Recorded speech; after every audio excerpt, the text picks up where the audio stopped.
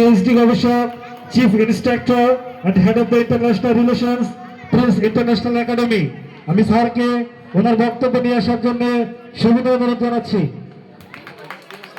আমার এখানে কোমলমতি যতজন ছাত্রছাত্রী আছে তাদের মধ্যে যদি একজনের অন্তরে গেঁথে যায় বা তাদের মগজে গেঁথে যায়, আমি মনে করি জীবনে চলার পথে আর দ্বিতীয় কোনো মন্ত্র লাগবে না, এটাকে ধরে রাখলেই চলবে।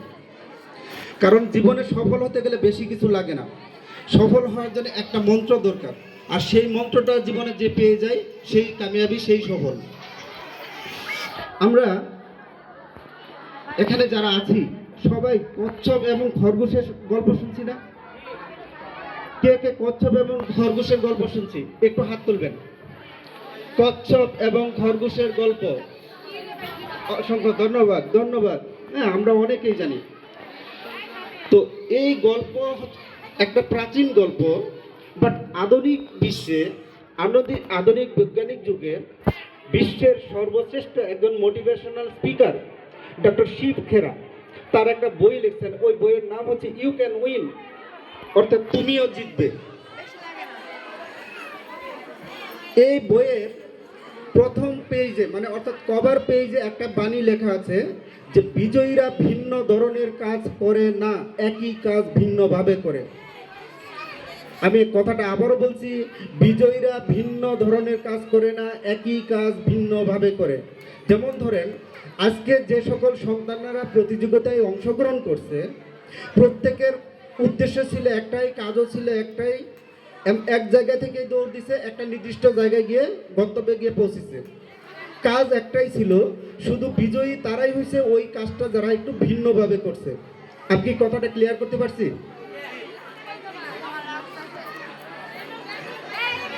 সেকেন্ড অপশন, যে ডক্টর শিব খেরার এই বইটা খুবই স্বল্প মূল্য, মাত্র 150 টাকা। আপনারা সবাই প্রত্যেকের বাচ্চারে বইটা কিনে উপহার দিবেন। ওখানে অনেক কিছু শেখার আছে, জানার আছে, বোঝার আছে। পাঠ্যপুস্তকের পাশাপাশি এই বইটা যদি আপনারা দিতে পারেন, আশা করি যে আগামী 5 বছর পর আপনার সন্তান সুসন্তান হবে। তো আমি বলছিলাম কচ্ছপ এবং কিসের জানি গল্প, খরগোশ। তো গল্প অনেকেই জানি, এই গল্পটা অনেকেই জানি। যারা জানেন তাদেরকে আমি জানাচ্ছি স্যালুট, আর যারা জানেন না তাদের উদ্দেশ্যে আমি গল্পটা আবার বলছি। কচ্ছপ এবং খরগোশ দুজনে প্রতিযোগিতায় অংশগ্রহণ করলেন।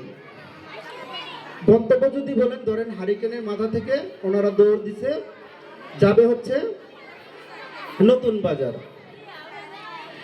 তো নির্দিষ্ট জায়গা থেকে দৌড় দেওয়ার পর একটা সময় খরগোশ যেহেতু দ্রুতগামী প্রাণী, সে আমাদের রশিদ মার্কেটে গিয়ে কি করছেন, একটু রেস্ট নেওয়া শুরু করছেন। ক্লান্ত অবসান্ত হয়ে উনি ঘুমিয়ে পড়ছেন। কি হয়েছে, কচ্ছপ ধীরে ধীরে ধীরে ধীরে প্রথম হয়ে গেছেন। এটা ছিল আমাদের আদি গল্প। তো আমি ইংলিশে একটা কথা বলছিলাম, লাইফ ইজ কম্পিটিশন, মানে জীবন মানেই প্রতিযোগিতা। তো একবার প্রতিযোগিতায় কে হারলো? এখানে কে হারছে? আমি ফিডব্যাক না বলে কথা বলবো না, আমি বসে যাব। খরগোশটা কচ্ছপ, কে হারছে? খরগোশ জিতছে না হারছে? হেরে গেছে। অথচ ওর শক্তি, সামর্থ্য সবকিছুই ছিল, থাকার পরেও খরগোশ হেরে গেল কেন? অলসতার জন্য। তো লাইফ ইজ কম্পিটিশন। কম্পিটিশন তো একবার হয় না, জীবনভর কম্পিটিশন। আমরা যারা ছোট থেকে বড় হয়েছি, এখনো প্রতিনিয়ত কি করতে হয়? প্রতিযোগিতায় অংশগ্রহণ করতে হয়। জীবন সংগ্রামে এমন কেউ নাই যে প্রতিযোগিতায় অংশগ্রহণ করি না। তো আবার প্রতিযোগিতা। কচ্ছপ বলছে আমি এটা মানি না। তো খরগোশ বলছে তাহলে কি করবা? যে আবার দৌড় হবে। তো দৌড় আবার শুরু করছে। এবার কি হয়েছে, খরগোশ তো দ্রুতগামী প্রাণী, এক দৌড়ে নতুন বাজার। এবার কে পার হয়েছে? এবার কে জিতছে? খরগোশ। তো প্রথমবার হারলো, দ্বিতীয়বার জিতলো কে? ওই খরগোশ। এখন কচ্ছপ আবার বলতেছে আমি এটাও মানি না। প্রতিযোগিতা আবার হবে, যে এখান থেকে হারিকেন থেকে দৌড় দিব, নতুন বাজার যাব, নদী পার হয়ে ওই পারে যেতে হবে। যে যেই কথা সেই কাজ। আবার দৌড় শুরু করছে। খরগোশ করছে কি, সবার আগে দৌড় দেন নদীর পারে গিয়ে বসে আছে। কচ্ছপ ধীরে ধীরে ধীরে ধীরে দৌড়াতে দৌড়াতে, যেহেতু প্রতিযোগিতা, কথা বলা তো নিষেধ, এটা তো জানেন নিয়ম কানুন থাকে, প্রতিযোগিতার কিছু নিয়ম থাকে, কথা বলা নিষেধ। তো ও করছে কি, দেখছে যে খরগোশ পারে বসে আছে, এই পারেই বসে আছে নদীর, ও নদীতে ঝাঁপ দিয়ে আস্তে আস্তে পার হয়ে চলে গেছে। এবার কে জিতলো?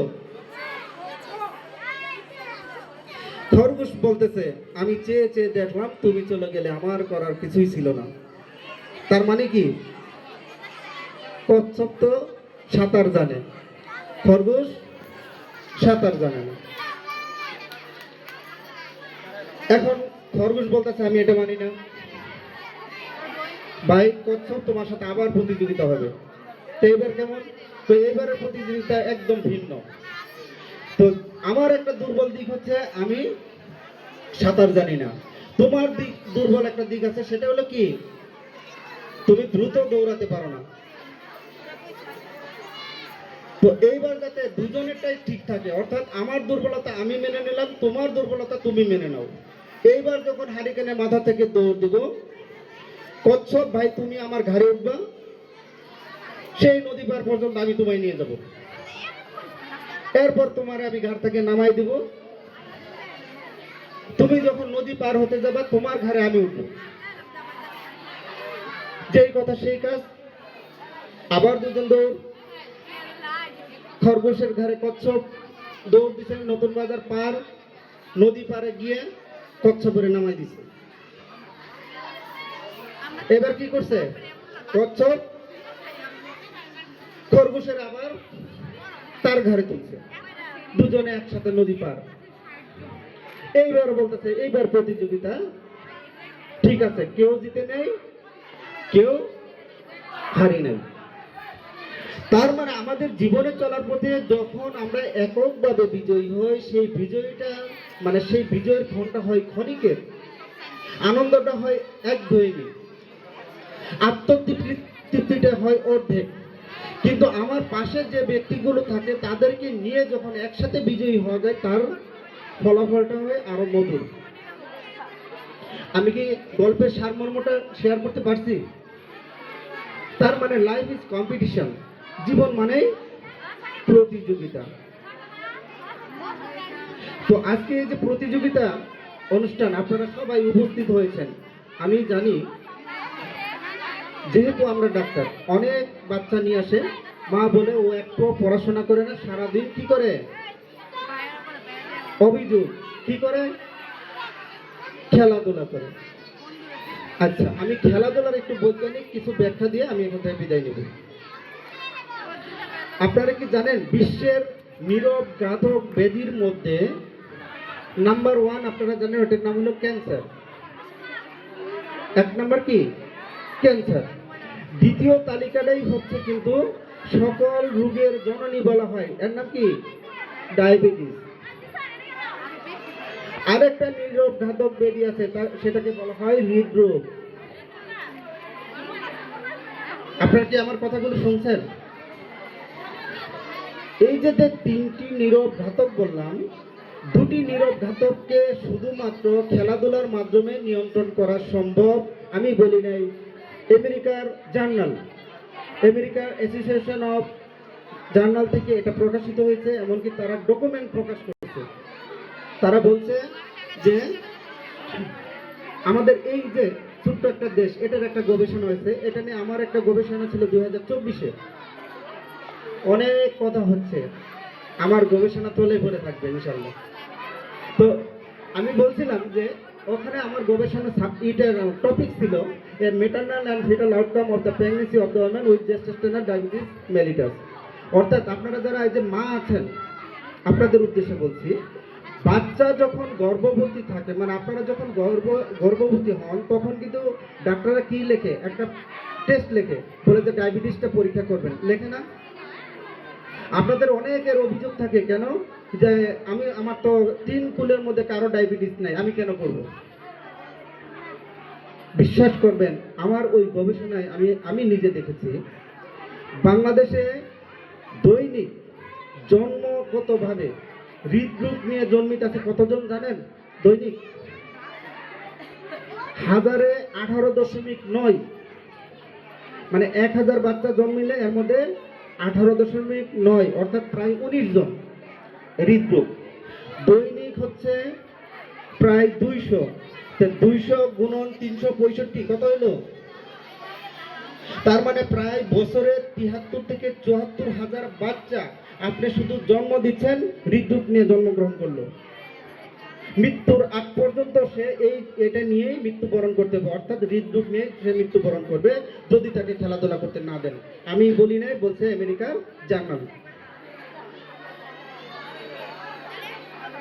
Second option diabetes mellitus. আপনারা জানেন যারা ডায়াবেটিসের রোগী আছেন, ডায়াবেটিসের 2 প্রকারের হয়, একটা হলো ডায়াবেটিস টাইপ 1, টাইপ 2।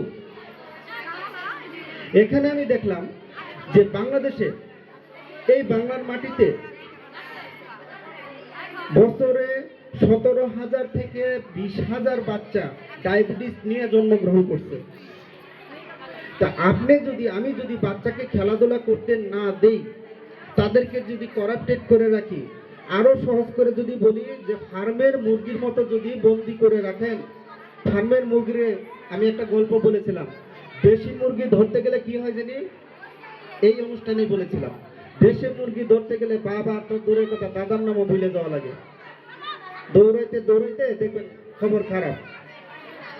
আর যদি কারো অভ্যাস থাকে যে আজকে আত্মীয় শুধু মুরগ ধরে বিদায় করে দিব, যাতে রান্না করা না লাগে, শুধু দেশি মুরগি ধরতে যাবে, আপনার রান্না করা লাগবে না ইনশাল্লাহ।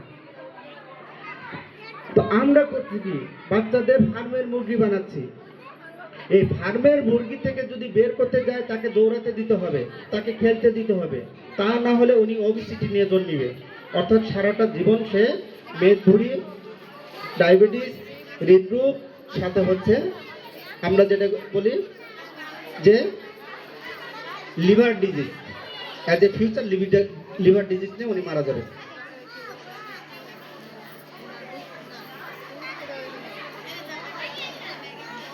আজানের সময় হয়েছে, আজান চলতেছে।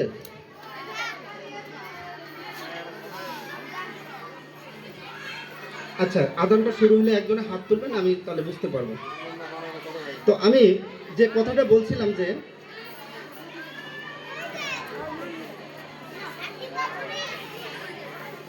আপনি কি চাই আমার সন্তান এই সকল দুরারোগ্য ব্যাধি নিয়ে তারপরে এই দুনিয়া থেকে চলে যাক? কেউ চাই? যদি চান আমি বলে দেবো, আমি ডকুমেন্টারি আপনারা লিখিত দিয়ে যাব। বাংলাদেশে প্রথম আমি হোমিওপ্যাথিক ডক্টর হিসেবে সারা বাংলাদেশে দ্বিতীয় সারিতে, অর্থাৎ দ্বিতীয়বারে ডক্টরেট ডিগ্রি করা, আমি লিখিত দিয়ে যাব যে আচ্ছা ঠিক আছে, আপনি যদি মৃত্যু চান আমি লিখিত দেবো, হ্যাঁ মা চাইছে আমিও রাজি। আর যদি না চান তাহলে তাদের উদ্দেশ্যে বলবো, অর্থাৎ অভিভাবকদের উদ্দেশ্যে বলবো দুটি কথা। অভিভাবকরা সবসময় কি, আমরা চাই আমার মতো আমার সন্তান হোক, অথবা আমার ব্যর্থতাকে আমার সন্তান দিয়ে পূর্ণ করার চেষ্টা করি।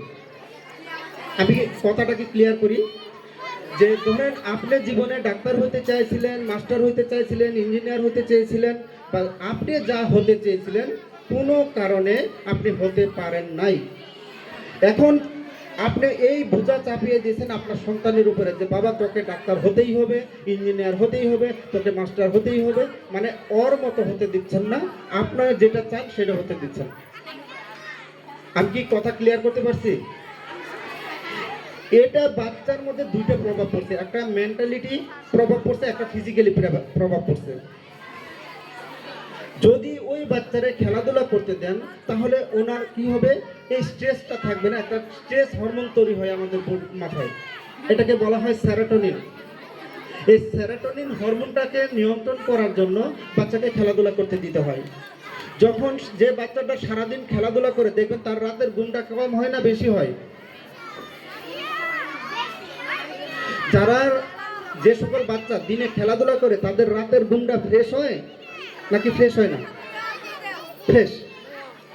তার মানে যখন একটা বাচ্চা সুস্থভাবে স্বাভাবিকভাবে রাতের ঘুমটা উনি পারবে, তার আরেকটা হরমোন তৈরি হবে রাত্রের ঠিক 12টায়। এটার নাম হচ্ছে মেলাটোনিন। এখন বলতে পারেন যে এই মেলাটোনিন তো চিনি না, সেরোটোনিন চিনি না, আপনি এগুলো কি না কেন বলতেছেন? আচ্ছা, আমরা যে বলি আমার বাচ্চা জেদি, বলি না? আমরা বলি আমার বাচ্চা একরুখা, বলি কি না এই কথাগুলো? হ্যাঁ, আমি বলি আমার বাচ্চা কথা শুনে না, বলি কি না? আমার বাচ্চা সব কিছু যে রিয়েক্ট করে, আমার বাচ্চা রাগী, জেদি, খুবই, এগুলো বলি কি না? তো এই যে রাগ, জেদ, খুব, টেনশন, এগুলোকে যে নিয়ন্ত্রণ করে যে হরমোন, মানে কমিয়ে রাখে যে হরমোন, ভদ্র হতে সহায়তা করে যে হরমোন, সেই হরমোনটার নাম হচ্ছে মেলাটোনিন। আপনি আমি যদি তাকে খেলাধুলা করতে না দেয়, তাহলে রাতের ঘুম হবে না, এই হরমোন উৎপাদন হবে না, আপনার কথা বাচ্চার জীবনেও শুনবে না। কি আমি কি কথা ক্লিয়ার করতে পারছি? আসেন পরের কথা। খেলাধুলার মাধ্যমে, খেলাধুলা কোথায় করে? ঘরে নাকি তারা রাস্তায় দৌড়ায়, রোদের মধ্যে দৌড়ায়? বাচ্চা কোথায় দৌড়ায়? খেলাধুলা অবশ্যই কি বাইরে করে না? আমি যদি ফিডব্যাক না পাই বলছি, আমি কিন্তু কথা বন্ধ করে বসে যাব। আপনারা কেউ না কেউ ফিডব্যাক দিতে হবে আমাকে। বাচ্চারা কোথায় খেলাধুলা করে? রোদে। আপনারা জানেন রোদের ভিতরে একটা ভিটামিন থাকে, ক্যালসিয়াম থাকে, এর নাম কি? Vitamin D. এই ভিটামিন ডি যদি না হয়, বাচ্চা কিন্তু কি হয়, হাড়, এই যে আমাদের হাড় আছে না, হাড়গুলো অপরিপক্ক হয়। অ্যাজ এ ফিউচার ওই বাচ্চাটা যখন আপনার 1.5 বছর 2 বছর হয়, আপনি দেখবেন অসংখ্য বাচ্চার ধরা পড়ে কি বাত জ্বর আছে কিনা? বাত জ্বরে ভুগে না বাচ্চারা? কারণ একটাই, সেটা হলো ওই বাচ্চাকে রোগ তাপাতে দেন নাই, ওই বাচ্চাকে পুষ্টিকর খাবার দেন নাই, ওই বাচ্চাকে ওর মতো চলতে দেন নাই, আপনি আপনার মতো খাওয়ানোর চেষ্টা করছেন, যে কারণে এটা হয়েছে। তাহলে আমার মেসেজটা হলো, আজান শুরু হয়েছে? আচ্ছা, আমি আবারও বলছি, আজান শুরু হলে একটু হাত তুলবেন। তো আমি যেটা বলছিলাম যে আমার মেসেজ আপনাদের প্রতি, বাচ্চাদের খেলতে দিবেন, পড়তে দিবেন। আরেকটা কথা, কোরআনে একটা কথা আছে, ইউ আর এ আশরাফুল মাখলুকাত, মানে বলছে যে তুমি সৃষ্টির সেরা। এটা কি বিশ্বাস করেন আপনারা, নাকি কারো অবিশ্বাস আছে কোরআনের এই কথা? আপনি আমি যে সৃষ্টির সেরা, এটার মধ্যে কারো অবিশ্বাস আছে? থাকলে হাত তোলেন, আমি ব্যাখ্যা দিয়ে যাব যে আমি আপনি সৃষ্টির সেরা। আচ্ছা, আপনারা তো এই যে টিপ দেন না? হ্যাঁ, দলিলে তো অন্তত দিচ্ছেন, আর যারা বিয়ে করছেন তারাও তো দিচ্ছেন তো? আচ্ছা, আপনি কি জানেন পৃথিবীতে 700 কোটি মানুষ, এই 700 কোটি মানুষের এই টিপ মিল নাই, এক একজনের একটা আলাদা। আপনি কি জানেন এই যে চোখ, ছোট্ট দুটো চোখ, এর ভিতর যেটা দিয়ে আমি আপনাদের দেখতেছি, আপনারা আমারে দেখতেছেন, এর নাম হলো পিউপিল। এত ছোট যে খালি চোখে দেখা যায় না, এটা দিয়ে আল্লাহ তাআলা আপনাকে আমাকে সারা পৃথিবী দেখাইলো। কি আমি কথা বুঝাইতে পারছি? এই জন্য কি আশরাফুল মাখলুকাত না, সৃষ্টির সেরা না? আসেন, আরো আছে। আপনার আমার জিহ্বা, এই জিহ্বার যে একটা ছাপ, এই ছাপ পৃথিবীর কারোর সাথে মিল নাই। শুধু তাই নয়, আমরা বলি ডিএনএ পরীক্ষা করলে কি পাপের কি মানে বংশ পরিচয় পাওয়া যায়, কতটুকু পাওয়া যায় এটা কি জানি? হুবহু কিন্তু পাওয়া যায় না। একটা নির্দিষ্ট পরিমাণ পেয়ে বলা হয় যে ঠিক আছে, এটা ওনার বাবা বা এটা ওনার সন্তান। তার মানে এখানেও মিল নাই, সব ইন্ডিভিজুয়াল। তাহলে পৃথিবীতে আল্লাহ তাআলা আমাকে আপনাকে পাঠাইছে ইন্ডিভিজুয়াল করে, মানে স্বতন্ত্র করে, আলাদা করে। আপনি বলতেছেন যে অমুকের ছেলে রুল 1 করছে, তুমি কেন করো না? আপনি বলতেছেন ওর ছেলে ফার্স্ট হয়েছে, তুমি কেন হলে না? ও প্রথম হলো, ও দ্বিতীয় হলো, ও তৃতীয় হলো, তুমি কেন হতে পারলেন না? আচ্ছা, তাহলে আপনি কার সাথে কন্ট্রাডিক্টরি করলেন, মানে বিরোধিতা কার সাথে করলেন? আপনার সাথে না সন্তানের সাথে না আল্লাহর সাথে? কি আমি কথা বুঝাইতে পারিনি? প্রথমে আপনি যে কাজটা করলেন, আপনি প্রথম বিরোধিতা করলেন হলে সৃষ্টিকর্তার সাথে, কারণ উনি বলছে আলাদা। আপনি চাইতেছেন সলিমউদ্দিনের ছেলের মতো আমারটা হবে, যদুর মতো আমার মেয়ে হবে, কদুর মতো আমার আরেক বাচ্চা হবে। তা আপনি কেন ওনার বাচ্চার মতো হতে বলেন? আপনি বলেন যে আমার বাচ্চা হবে আমার বাচ্চার মতো। আমি কথা ক্লিয়ার করতে পারছি? যখন আপনি বাচ্চাকে তুলনা দেন, যখনই আপনি বাচ্চাকে অন্যের বাচ্চার সাথে তুলনা দিতে যাবেন, তখন বাচ্চা হীনমন্যতায় ভুগে। এটা একটা সাইকোসোম্যাটিক ডিসঅর্ডার। মেডিকেলের ভাষায় এটা একটা বিশাল বড় ডিজিজ। এই সকল হীনমন্যতা আপনি দেখবেন যে একজনের কোনো কিছুর অভাব নাই, কিন্তু কেন জানি মনে হয় যে এই পৃথিবীতে উনি একা, সবকিছু থাকার পরে সে নিঃসঙ্গ। তা আপনি বাবা হয়ে যখন, আপনি মা হয়ে যখন তাকে বারবার বলতেছেন অমুকের মতো হতে হবে, তমুকের মতো হতে হবে, উনি মনে করে যে এই পৃথিবীতে আমার আর কেউ নাই, আমাকে বোঝার কেউ নাই। সবচেয়ে বোঝার লোকটি কে ছিল? আপনার বাচ্চার বোঝার লোকটা কে ছিল? নিশ্চয়ই বাবা মা। বাবা মা হয়ে সর্বপ্রথম আমরা কি করতেছি? সর্বপ্রথম যে ব্যক্তিটা ক্ষতি করতেছে সেই ব্যক্তিটার নাম হচ্ছে বাবা এবং মা। সেটা শুধু আমরা জানতেছি না যে কিভাবে ক্ষতিটা করছি। আসেন আরেকটা বিষয়, প্রতিযোগিতার কথা বলছি, যে লাইফ ইজ কম্পিটিশন। কেমন কম্পিটিশন?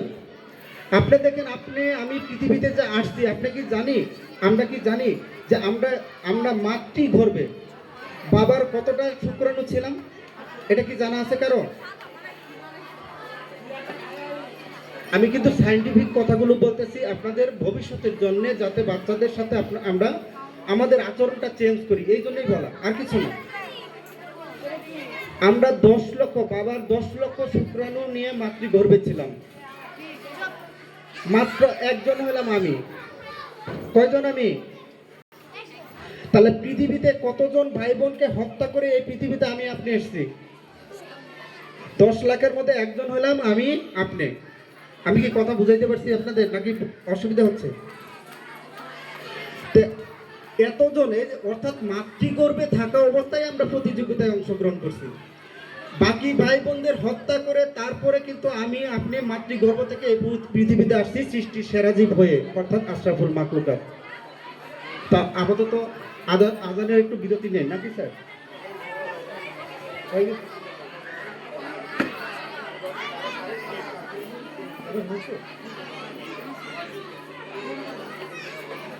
আচ্ছা, যেটা বলছিলাম যে আপনারা বাচ্চাকে কোয়ালিটি শিক্ষা দেবেন, কোয়ালিটি সম্পন্ন হতে, কোয়ান্টিটি দিবেন না। আমি 2-4টে কথা বলবো আর বিদায় দেব। কোয়ালিটি কি? যে আপনার বাচ্চার মধ্যে কোন দিকটা সবচেয়ে ভালো? উনি কি খেলাধুলায় ভালো, আবৃত্তিতে ভালো, নাকি লেখালেখিতে ভালো, কবিতায় ভালো, না গানে ভালো? আপনি আগে ওর ভিতরে খেয়াল করেন ও কোন জিনিসটা সবচেয়ে ভালো। এটা হচ্ছে তার ইন্ডিভিজুয়াল। আপনার বাচ্চাকে অন্যের বাচ্চার মতো A+ পাইতে হবে, খেলাধুলায় ফার্স্ট হতে হবে, বিষয়টা এখানে না। আপনার বাচ্চার কোয়ালিটি দিয়ে ফার্স্ট হবে। আমি কি কথা ক্লিয়ার করতে পারছি? ওকে কন্ট্রাডিক্টরিতে ফেলে দিবেন না। পৃথিবীতে সবচেয়ে কাছের যে মানুষ, এই মানুষ দুজন হচ্ছে বাবা মা। আর আমরা নিজেরা করি কি? তাদের ভিতরের যে সত্তা, সেই সত্তাকে আমরা কি করি? নিজ হাতে হত্যা করি, করে বলি যে এখন তুমি চলো এইভাবে। আচ্ছা, মুরগি বলেন, গরু বলেন, ছাগল বলেন, জবাই করার পরে এরা যদি বলে যে তুমি দৌড় দাও, এ কি পারবে নাকি? পারবে? তা আপনার বাচ্চাকে আমরা প্রতিনিয়ত হত্যা করছি কথার মাধ্যমে। আমরা জানতেছি না যে কিভাবে হত্যাটা করছি। আমরা তাকে শিখাচ্ছি যে অমুকের মতো। আমরা বলি যে অতিরিক্ত আদর করবেন না, এটা লেখ। দ্বিতীয় হচ্ছে অতিরিক্ত শাসন করবেন না। প্রথম হলো অতিরিক্ত আদর, দ্বিতীয় হলো অতিরিক্ত শাসন। বাচ্চাদের কিন্তু বাকিয়ে দেয়। এই দুইটা থেকে একটু বিরত থাকবেন প্লিজ। আরেকটা হচ্ছে যে স্বামী স্ত্রীর ঝগড়া বাচ্চার সামনে কখনোই করবেন না। স্বামী স্ত্রীর ঝগড়াটা বাচ্চাদের উপরে প্রভাব পড়ে, এটা নিয়ে যদি আল্লাহ কোনোদিন আপনাদের সামনে কথা বলার তৌফিক দান করে, অন্য কোনো অনুষ্ঠানে আমি কথা বলবো। এটা সায়েন্টিফিক ব্যাখ্যা আছে কিভাবে বাচ্চাদের উপরে প্রভাব পড়ে। আরেকটা জিনিস আপনাদের না বললে নয়, যে বাচ্চাদের কখনো নেতিবাচক শিক্ষা দেবেন না। বিশেষ করে আজকে যারা জয়ী হয় নাই তাদেরকে কখনো বলতে যাবেন না যে তুমি কেন জয়ী হলে না। আমরা কিন্তু কচ্ছপ এবং খরগোশের গল্প থেকে কিন্তু কিছু জানতে পেরেছি। সেটা হলো কি? যে একবার না পারিলে দেখো শতবার, অর্থাৎ একবার না হলে আরেকবার কিন্তু ওই বাচ্চাগুলো জিতে যাবে। বা আমাদের যে সীমাবদ্ধতাগুলো আছে, আমাদের যে দুর্বল দিকগুলো আছে, দুর্বলটাকে সবল যদি রূপান্তরিত করতে পারি তাহলে জিতে যাবে। অথবা এই খেলা বাদে অন্য আরেকটা খেলা ওই বাচ্চাদের সাথে দেওয়া হলে দেখবেন আপনার বাচ্চাগুলো জিতে যাবে। আমি কি কথা ক্লিয়ার করতে পারছি? তার মানে তাদেরকে প্লিজ উৎসাহ দিবেন। আর একটা কথা যেটা হলো, আমি কোয়ালিটির কথা বলছিলাম, এই চারটে বললাম, আরেকটা হলো কোয়ালিটির কথা বলে গেছিলাম বিরতির আগে। কোয়ালিটিটা হচ্ছে কখনো প্রলুব্ধ হয়ে বাচ্চাদের ভর্তি করাবেন না যে অমুক জায়গায় এত এত ছাত্র পড়াশোনা করে আমার বাচ্চারা ওখানে দিব, বিষয়টা এমন না। আপনি দেখবেন হচ্ছে এখানে যারা কর্তৃত্ব আছে, অর্থাৎ এখানে যারা কর্ণধার আছে তাদের কোয়ালিটি কেমন, এখানে মানে আমাদের ম্যানেজিং কমিটিগুলো কেমন, এখানে কারা চালায়, এখানে যে আজকে সম্মানিত সভাপতি সাহেব আছে ওনারে আমার মনে হয় এখানে যারা আছেন সবাই চিনেন। তো আমার মনে হয় আমার বাচ্চারে আমি যতটা শাসন করব, বারণ করব, তার চেয়ে 1 ইঞ্চি তো দূরের কথা, হাফ ইঞ্চিও উনি কম করবেন না। তার মানে আমার অভিভাবক হিসেবে আমার যতটুকু দায়িত্ব, আমার সভাপতি সাহেবেরও ঠিক ততটুকু, বলতে আরও বেশি দায়িত্ব, কেয়ারফুল। সেকেন্ড অপশন হচ্ছে প্রতিষ্ঠানের দিকে তাকান যে এই প্রতিষ্ঠানের কোয়ালিটিটা কি। কোয়ালিটির মধ্যে 1 নম্বর হচ্ছে যে এখানে যিনি শিক্ষক, প্রধান শিক্ষক, উনি হচ্ছেন একজন কি, পিছনে লেখা আছে কি বিএসসি, তার মানে কি উনি একজন সায়েন্সের স্টুডেন্ট। আপনারা কি কথাগুলো বুঝতেন? তার মানে আপনি যখন একজন সায়েন্সের স্টুডেন্ট ছিল, এখন শিক্ষক, তার হাতে যখন আপনার সন্তানটা দিবেন, অ্যাজ এ ফিউচার উনিও বিজ্ঞান সম্পর্কে অনেক কিছু জানতে পারবে, এটাই স্বাভাবিক। আরেকটা জিনিস হলো যে আমরা কিন্তু জীবনে চলার পথে তার আচরণই শিখি যার সাথে চলি। আপনি যদি ঘোড়ার সাথে চলেন, ঘোড়ার আচরণ শিখবেন। আমরা বলি মানুষের সাথে চলে মানুষের আচরণ শিখি, ভেড়ার সাথে চলে ভেড়ার আচরণ শিখি, গরুর সাথে চলে গরুর আচরণ শিখি। অর্থাৎ আমরা দেখবেন যে সকল মানুষ যে সকল প্রাণীর সাথে চলে তার কিছু আচরণ কিন্তু তার মধ্যে চলে আসে। তার মানে আমাদের জীবনে চলার পথে আমার বাচ্চাটা কাদের সাথে চলতেছে একটু খেয়াল রাখবেন আপনারা। এটার দায়িত্ব কিন্তু শিক্ষকদের নয়, এটার দায়িত্ব কিন্তু আমার এখানে ম্যানেজিং কমিটিতে যারা আছে তাদের নয়, আজকে সভাপতি স্যারের শুধু নয়, এই দায়িত্বগুলো কিন্তু আপনাদেরও। আরেকটা জিনিস হলো ছাত্রদের উদ্দেশ্যে বলবো, জাস্ট আপনারা কোয়ালিটি সম্পন্ন ছাত্র ভর্তি করবেন। কোয়ালিটি বলতে কি? কোয়ালিটি বলতে বোঝাচ্ছি যে আপনারা যে এতে ছাত্রগুলো ভর্তি করতেছেন সব মানে সব ছাত্র ভর্তি করার দরকার নেই, আসলেই ভর্তি করার দরকার নাই। যে ছাত্রটা খেলাধুলায় ভালো, লেখাপড়ায় জিরো, ওকে ভর্তি করান। যে ছাত্রটা কবিতায় খুব ভালো, জাতীয় পর্যায়ে যেতে পারবে, আপনি ওনাকে ভর্তি করান। লেখাপড়ার দরকার নাই। লেখাপড়াটা হচ্ছে একটা শুধুমাত্র এই ধরনের একটা কাগজ, সার্টিফিকেট।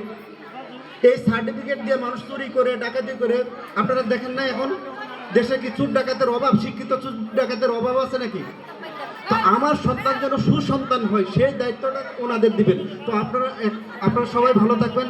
আমি কর্তৃপক্ষের প্রতি কৃতজ্ঞতা স্বীকার করছি, আজকের অনুষ্ঠানের আয়োজকদের প্রতি কৃতজ্ঞতা স্বীকার করে আমার অনুষ্ঠান শেষ করতে যাচ্ছি, আমার বক্তৃতা শেষ করতে যাচ্ছি। আপনারা ভালো থাকবেন, সুস্থ থাকবেন, সুন্দর থাকবেন। আসসালামু আলাইকুম।